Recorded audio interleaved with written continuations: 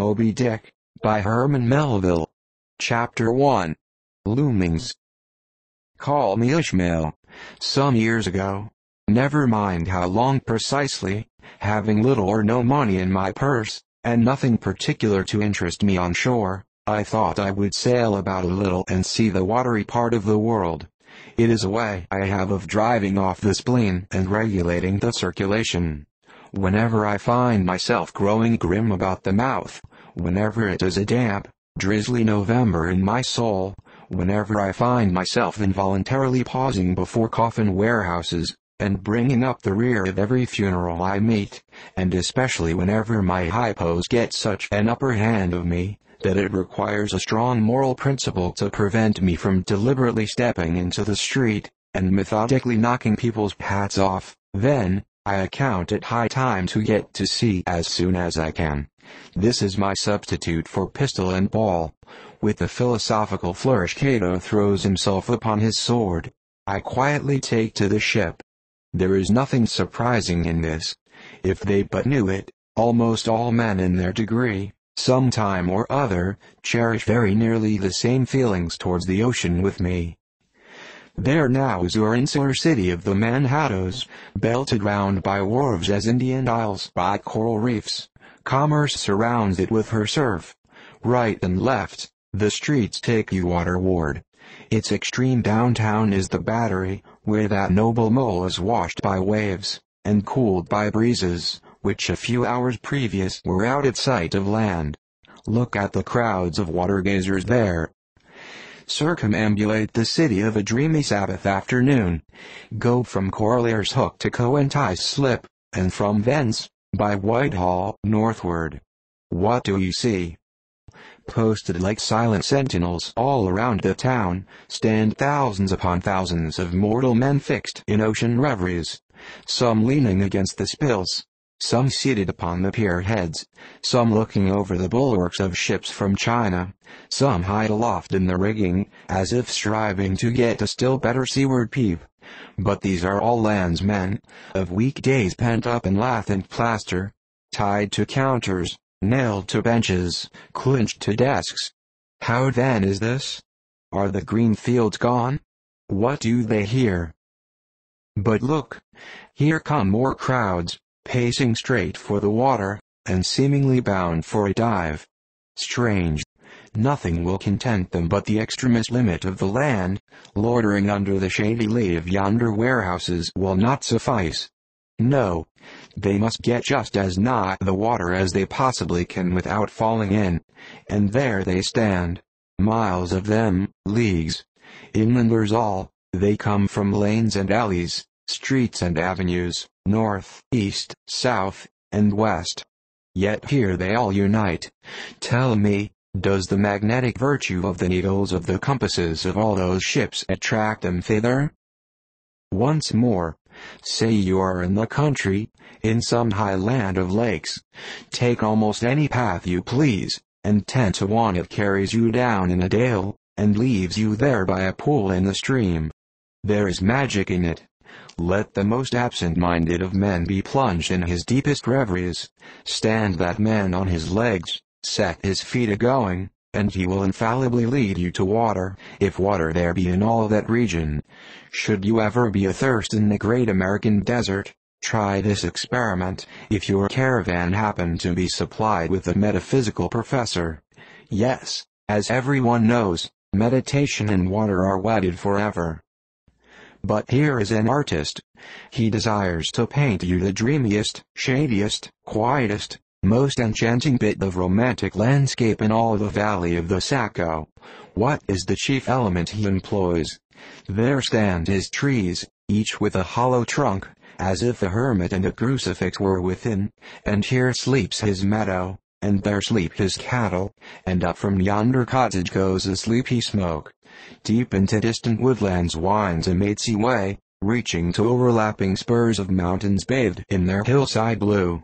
But though the picture lies thus tranced, and though this pine tree shakes down its sighs like leaves upon this shepherd's head, yet all were vain, unless the shepherd's eye were fixed upon the magic stream before him.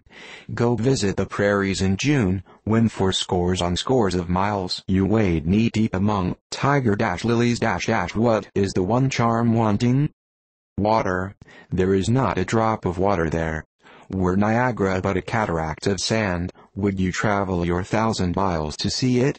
Why did the poor poet of Tennessee, upon suddenly receiving 2 handfuls of silver, deliberate whether to buy him a coat, which he sadly needed, or invest his money in a pedestrian trip to Rockaway Beach? Why is almost every robust healthy boy with a robust healthy soul in him, at some time or other crazy to go to sea? Why upon your first voyage as a passenger, did you yourself feel such a mystical vibration, when first told that you and your ship were now out of sight of land? Why did the old Persians hold the sea holy? Why did the Greeks give it a separate deity, and own brother of Jove? Surely all this is not without meaning. And still deeper the meaning of that story of Narcissus, who because he could not grasp the tormenting, mild image he saw in the fountain, plunged into it and was drowned. But that same image, we ourselves see in all rivers and oceans. It is the image of the ungraspable phantom of life, and this is the key to it all. Now, when I say that I am in the habit of going to sea whenever I begin to grow hazy about the eyes, and begin to be overconscious of my lungs, I do not mean to have it inferred that I ever go to sea as a passenger. For to go as a passenger you must needs have a purse, and a purse is but a rag unless you have something in it. Besides, passengers get sick, grow quarrelsome, don't sleep of nights, do not enjoy themselves much, as a general thing. No, I never go as a passenger, nor, though I am something of a salt, do I ever go to sea as a commodore, or a captain, or a cook. I abandon the glory and distinction of such offices to those who like them. For my part, I abominate all honorable respectable toils, trials, and tribulations of every kind whatsoever. It is quite as much as I can do to take care of myself, without taking care of ships, barks, brigs, schooners, and what not. And as for going as cook, though I confess there is considerable glory in that, a cook being a sort of officer on ship board yet, somehow, I never fancied broiling fowls. Though once broiled, judiciously buttered, and jugmatically salted and peppered, there is no one who will speak more respectfully, not to say reverentially, of a broiled fowl than I will.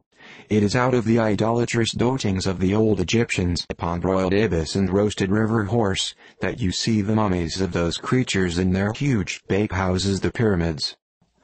No, when I go to sea, I go as a simple sailor, right before the mast, plumb down into the forecastle, aloft there to the royal masthead.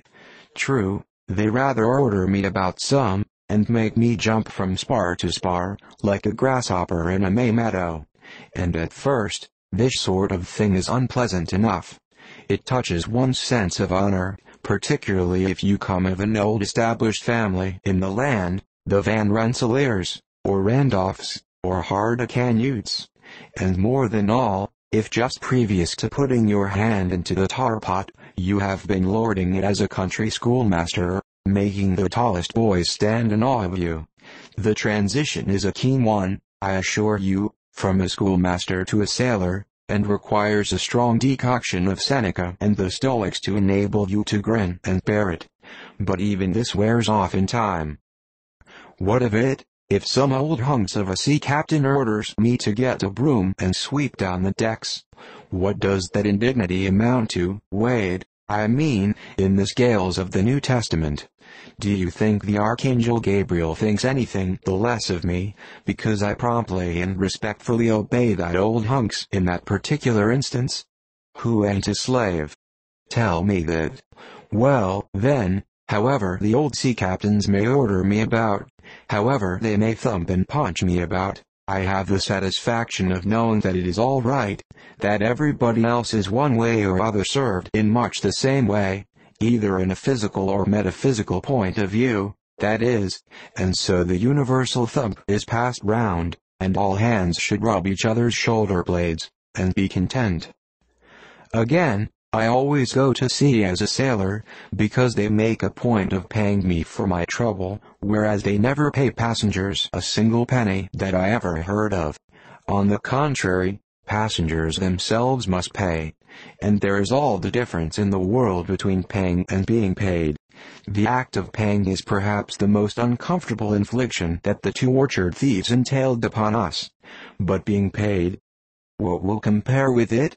The urbane activity with which a man receives money is really marvelous, considering that we so earnestly believe money to be the root of all earthly ills, and that on no account can a one-eyed man enter heaven. Ah, how cheerfully we consign ourselves to perdition,